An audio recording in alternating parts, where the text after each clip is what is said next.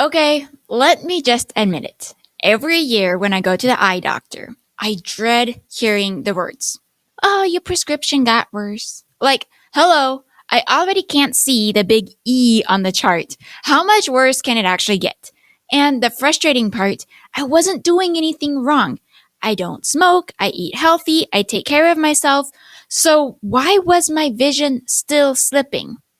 Well, Susie, you just getting old. That's what happens. Really, Brenda? I'm 31, not 91. My eyesight shouldn't be clocking out already. So I start digging.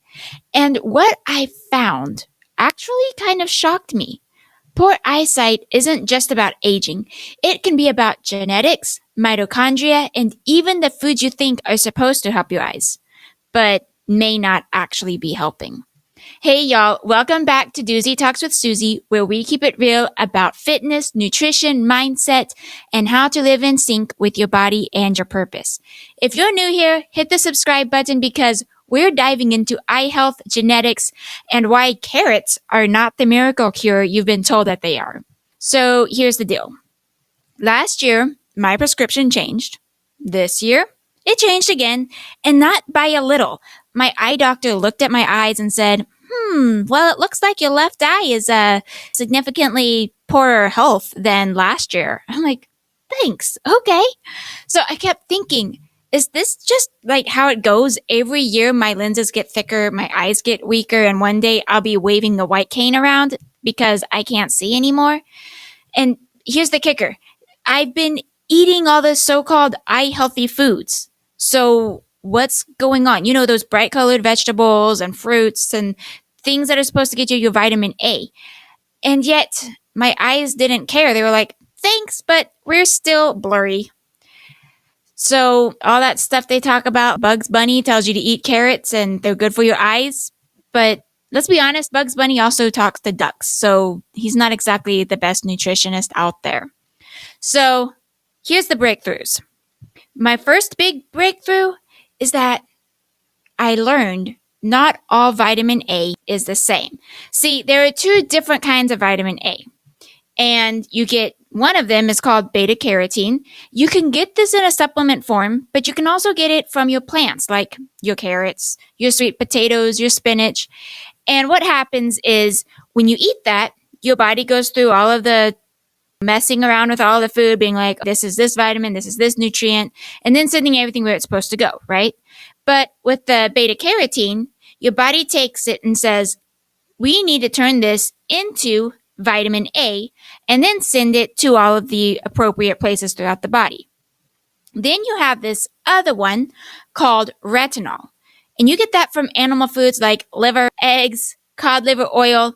And what's amazing is that these are already active and ready to use because when the animal ate the foods that had the beta-carotene in it, the animal's body transferred it into a usable form.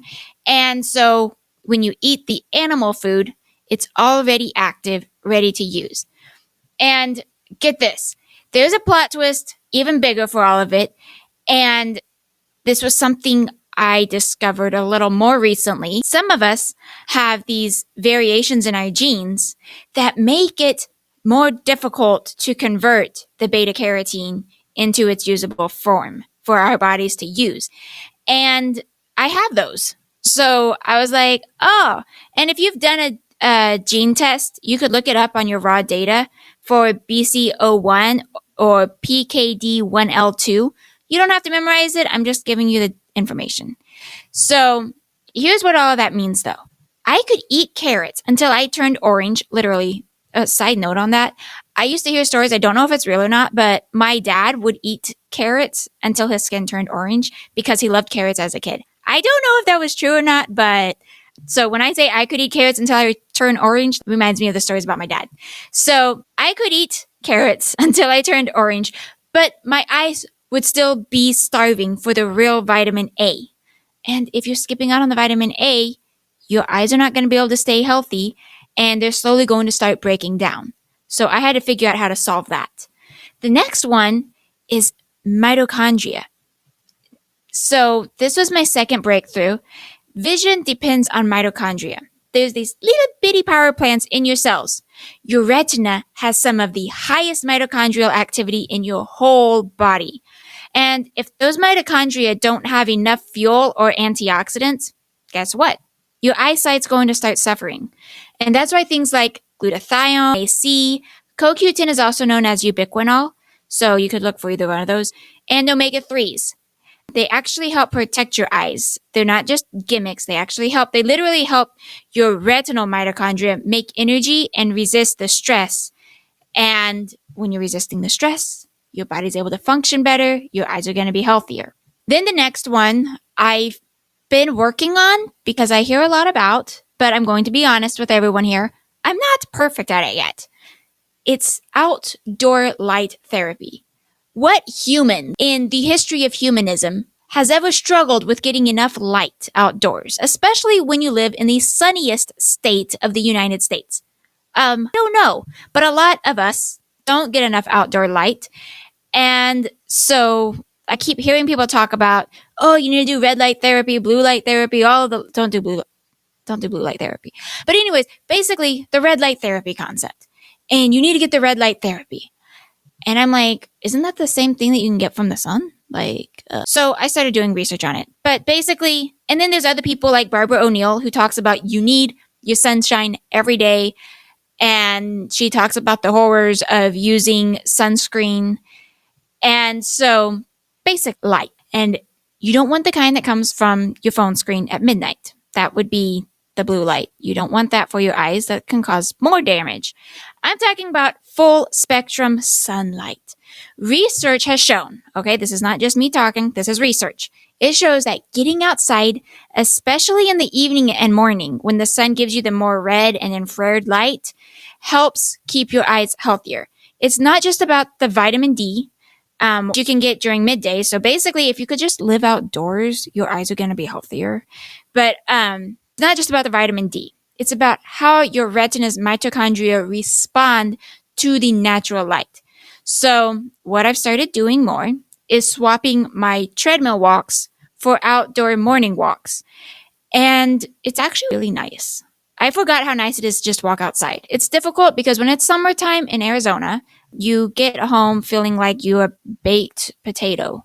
And so fortunately, the mornings are starting to cool off a little bit. And I don't quite feel like a baked potato. I feel more like simmered mushroom or something. I don't know. I still feel a little warm at the end of it, but I got my outside time. I got my sun. I feel good. And I noticed I'm naturally starting to see if I can see things further than 5 or 10 feet away. And I'm actually looking out across the horizon because here's the other thing too. If you're don't sit on the treadmill. You'll fall off. But if you're walking on a treadmill and you're focused on something that's like feet in front of you, or you're holding your phone and it's 2 or 3 feet away from your eyes, or you're looking at the TV that's 5 feet from your eyes, it's pretty close. Your eyes are not able to focus on what's 100 feet away from you, what's 50 feet away from you. And most of us aren't looking at what's 20 feet away from us. And so now with these longer walks, and I'm out in nature and I'm choosing paths that are more, what do we call it? Like natural, like walk on the actual dirt path instead of the sidewalk if I can. Oh, there's so many good things about it.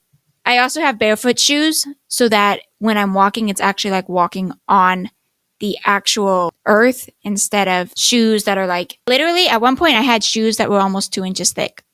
That's when I was running more and my feet were sensitive. So yeah, walking outdoors has been lovely. And so let's talk about everything I've done differently.